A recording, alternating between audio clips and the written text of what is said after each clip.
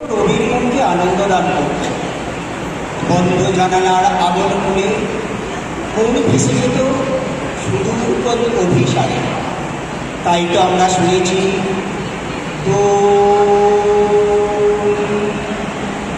দোল ভালো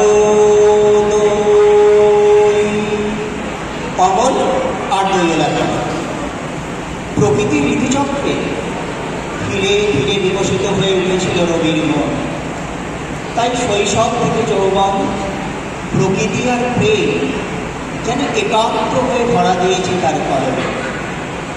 শ্রাবণের ধারায় শ্যামের বাঁশি যেমন প্রেমময় রাধাকে বিচলিত করেছে অভিসারের উদ্দেশ্যে, কবির মনও যেন রাধার সাথে একাত্ম হয়ে রাত্রির অন্ধকারকে তুচ্ছ করে সকল বাঁধন ছিন্ন করে যাত্রা করেছে অজানা অচেনা প্রেমের দিকে।